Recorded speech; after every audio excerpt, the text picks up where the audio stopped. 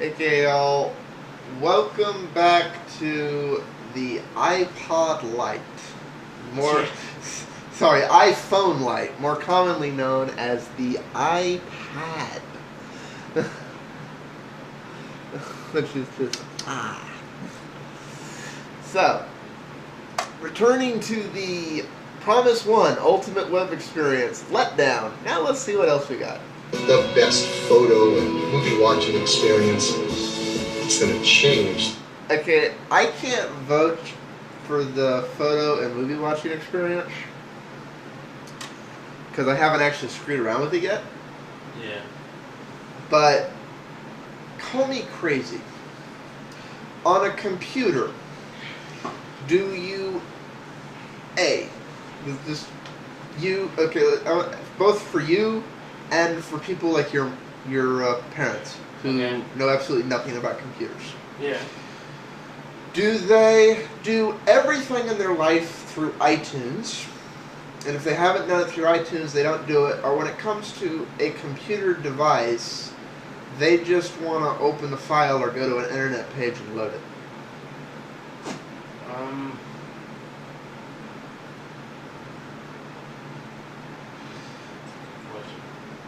They probably used more programs on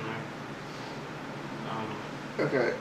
Because the big shining flaw I see in this thing is it's being sold as a computer. Yeah. Yeah, I mean, they're saying this is a tablet done right. Yeah. Because tablets and netbooks have gotten the tablet wrong. And we've done it right. This isn't a cheap notebook. This is a bigger iPhone. They didn't say that, but they said it isn't a cheaper notebook. Yeah. Even though it's like, I actually think the price point on this thing is dead on, which is surprising as hell for Apple. This is a $500 device. I'm like, it should be $500 for the base 3G version. I can even forgive the larger ones being more money because they're basically solid state.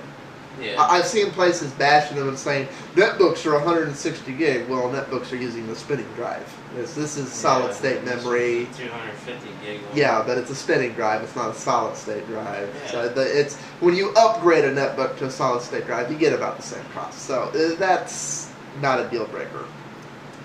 But on netbook, even if it doesn't have a media drive like yours doesn't, you can still access everything like you do on a computer. You just put it on the other computer in your house, which almost everyone has today, and you network that directory, and you just access it over your local Wi-Fi. Yeah. Which, has gotten so dummy point and click that whether you're on Windows or Linux or Mac, Grandma can set that up now. She may have to have Junior come over and show her how to do it the first time, but then she's good to go because she knows she can do this. Yeah. With this thing, I have to do everything via USB cord. Yeah, I know, which is what this thing does, and it drives me nuts. Yeah, well, and that's what keeps fucking that thing up, isn't it? Every time you sync, you, screw shit up. No,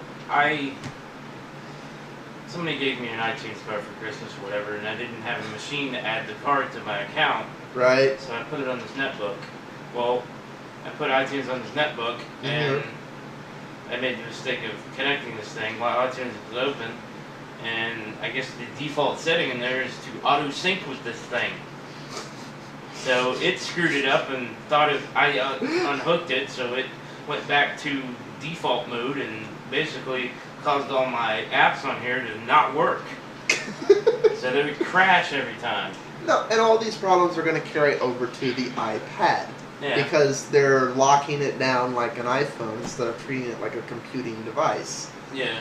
Honestly, if this thing had flash and it had networking, I would buy this thing because for $500, if there was a VNC app for it, which there's a VNC app for the iPhone, I would put a VNC app on there, and this would become the remote control for my entire setup. Yeah. And you know what? For $500, that's worth it.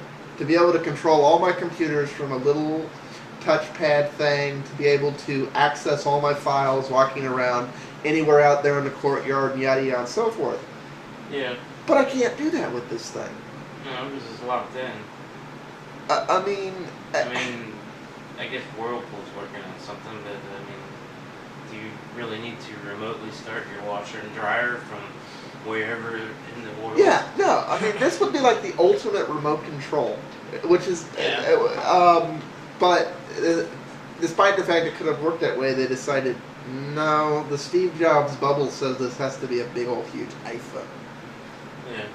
Which is just... The way we do the things we do every day. The face of the product is pretty much defined by a single piece of multi-touch glass, and that's it. There's no pointing device. There isn't even a single orientation. There's no up, there's no down, there's no right or wrong way of holding it. I don't have to change myself to fit the product. It fits me. Unless you're doing flash, networking, or multitasking. Yeah. Then I have to stop everything and fit myself to fit the device. We looked at the device and we decided, let's redesign it all. Let's redesign, reimagine, and rebuild every single app from the ground up. That's the other thing here. Like in this demo, they're showing, pictures of... And I know pictures don't take up that much space. Correct. But here's the big problem I have with the whole iPhone mentality. And iPods in general.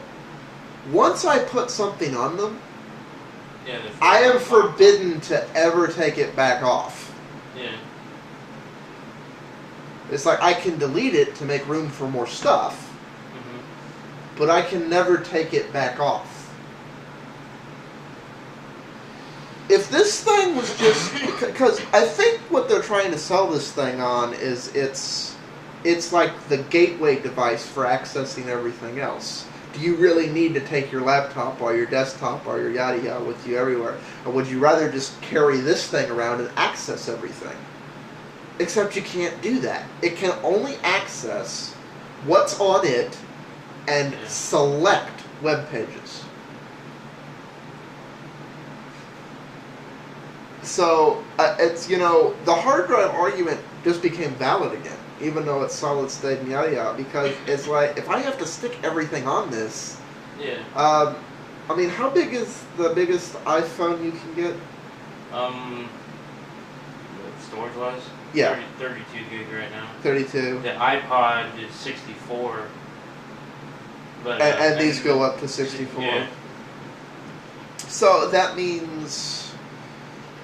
Like you can take, if you're using it as a removable thumb drive, which a lot of people use their iPods or portable media devices as, you're probably got anywhere, depending on your work or class load or whatever, from 5 to 30 gig used in storage. Yeah. But even if you're not doing that, I mean, basically, this thing is designed only to be used for streaming movies or ripped movies or basically iTunes content. Not to put any other content on it and not to be able to use it to manage any content you can't run through iTunes. Yeah. Which there is content you can't run through iTunes. Yeah. Which I'm having a big problem with. Because I went to get rid of this thing. It's too locked down. But we'll see in the future. Yeah, they're coming up on time again, so peace out, see y'all in the next part, and we'll continue the audio for the love of